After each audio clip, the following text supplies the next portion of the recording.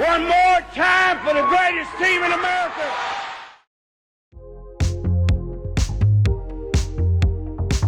And I'll never forget loading that plane before we loaded the buses to go down to Savannah. Coach Russell showed up that morning with his Navy blazer and his Navy tie and his white shirt and his Irk shoes and khaki pants. And he was holding an old nasty plastic milk jug.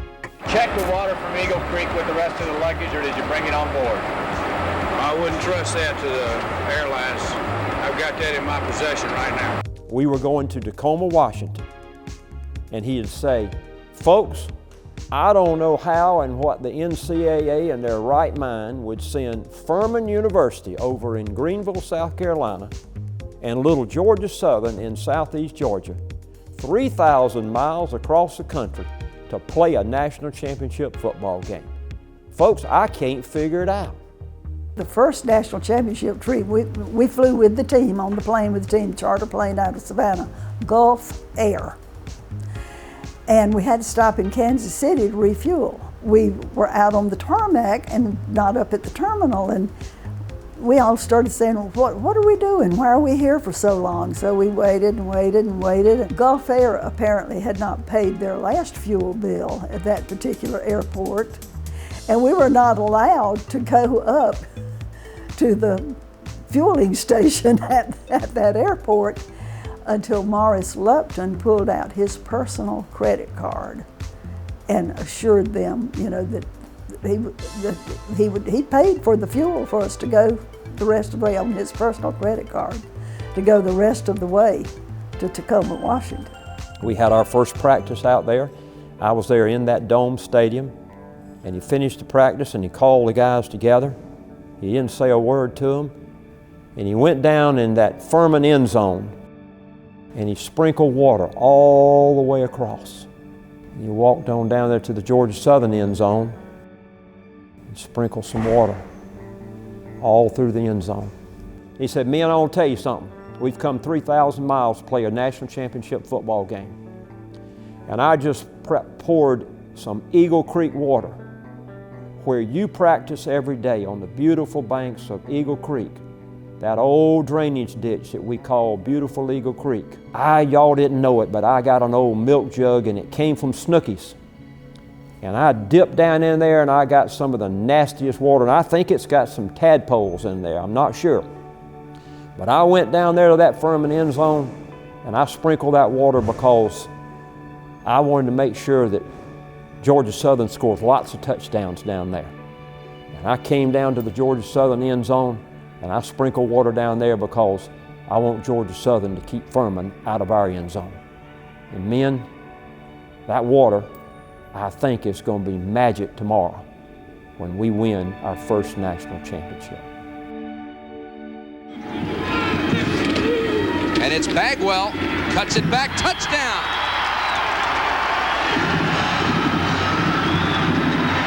To Tony Belser. And it's taken by one of the up men and fumbled. That's Gary Miller, reserve fullback, who will take it out. And he'll pitch it this time to his tailback, Ricky Harris. And he'll get the ball. Here's Tracy coming down the line of scrimmage, seeing Squire coming up from his outside. Bagwell to the 5, touchdown!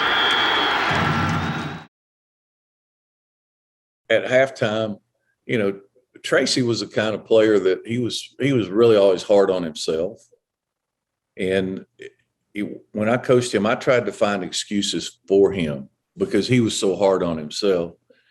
But I remember that game, he was upset with everybody, and I got him in the locker room at halftime, and I kind of told him he was playing worse than everybody else. He needed to shut up. And I remember he looked me in the eye and he said, we're going to win this thing in the second half. And I said, well, good, go win it. Ham under pressure this time, trying to run it up the middle. Cat quick, inside the 50, 45, 40, still on his feet at the 35-yard line. What a performance by Tracy Ham. He's in trouble this time. Got rid of it and completed again. This is his fullback, Gerald Harris. Harris to the 30. A flag is down. Squire, who's hit several people today. 10 out of 17, 169 yards for Ham. And it's a touchdown to Monty Sharp. Great pattern and a great throw. Great throw by Tracy Ham. First of all, I don't think we ever thought we could lose. I mean, that's the first thing. Like, even at that moment, there was no fear that we were going to lose. Like, you don't see in our eyes like, oh, guys thinking we're going to lose. And so that's what I loved about that group. It was never any panic. We just call a play and say, all right, let's go. Oh. Ham to throw again. Once again, a quick pattern has a man out there complete. It's going to be a touchdown. Frank Johnson. Worsham in motion. And they'll run the option to get the 3. They pitch it. Harris. He's going to go all the way.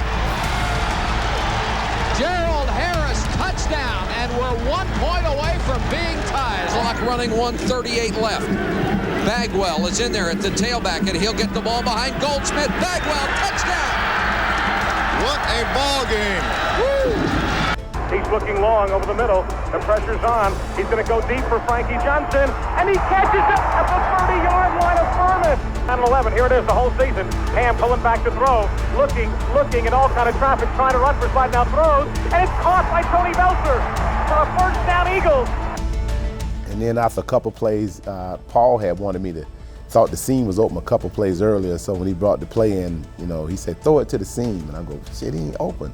And so I'm thinking a couple plays, I threw one out of bounds, threw another one out of bounds, and then on the third down play, really just got the ball, hit my back foot, didn't think, didn't really, just knew where the ball was supposed to go. Ham pulling back to his left to throw. He looks over the middle, he throws, and it's caught! He caught it! He caught it! It's a touchdown, and Georgia Southern has taken the lead with 10 seconds to go in the game! Frankie just made a heck of a catch. To me, he just made a heck of a catch, and it was one of the, more memorable throws I've had in my entire career. To be an option quarterback, huh? Paul made a great play call, something that we hadn't done very often, and Tracy made a great read. Frankie made a great catch, but that was just a culmination of a lot of courage, a lot of savvy. To come back the way we did, it was just it showed the character of our team and the character of our head coach and those that he had surrounded himself with. Well, I was so in tune to the game that the moment escaped me, and it didn't escape my teammates because all of them was in the end zone jumping on each other, and I'm thinking, hey, we got some time. We got to make sure this seal. Bobby had one of the greater years, one of the better years in college football. Bobby Lamb, the quarterback from Furman, and he had one of the better years, and he was, he could throw the ball, and I felt like that we need to give ourselves every opportunity to seal a game. And so, literally, I was telling him we need to go for 2, and that was the only thing I got wrong in that game, was the actual score and what we should have done. And you can see Irk grab me and go, shut up, Tracy. And he basically grabbed me and goes, Tracy, I'm frantic going, Tracy, Tracy, shut up. I go, yes, sir. He goes, because you're wrong. I go, he said, we only need the extra point. I go, oh, okay. And just kind of there. And then, it's amazing because it was such a big moment, and I was completely detached from the moment and was worried about, okay, what's the next play? Because we always were conditioned, what is the next play? And I was thinking about the next play even in that moment. Time for one last play of the game now. Bobby Lamb brings it back. Donnie Allen chasing, and Donnie Allen hits him as he throws. It's incomplete. Georgia Southern wins. Eagles are national champions. They beat the Furman Paladins by a score of 44-42 in the Tacoma Bowl.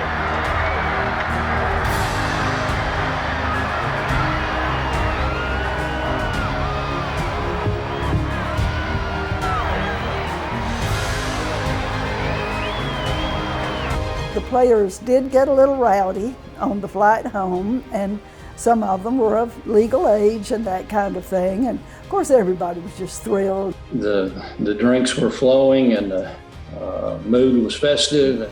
Irk Russell stood up from his front row seat, turned around, faced the back.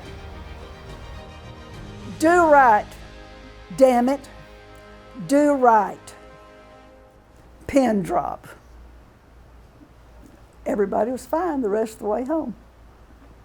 It was surreal. I mean, I think when we landed in Savannah, you know, to see all the people there and everything going on, it was, you know, I don't know that anyone could have thought that would happen in 1983 when I went there and we were playing at Womack Field over in Statesboro High. People talk about Irk being a great coach, and he was a good coach, but his biggest skill set was being able to bring people together. He had that innate ability that he could rally people around. Everybody thought he was this hard, gruff, tough dude, and he was exactly the opposite. The 4 years I was there coaching for him, I don't think we ever had a player who didn't, you know, love him or care for him or whatever, and that's hard to do. It's unbelievable. And of course the fan base loved him and the community and everybody around.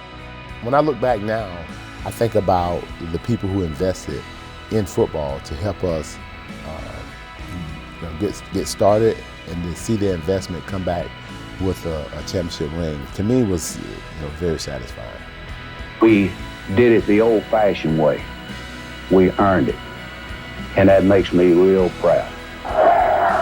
Hey ladies, hey gentlemen, hey everybody, one more time for the greatest team in America.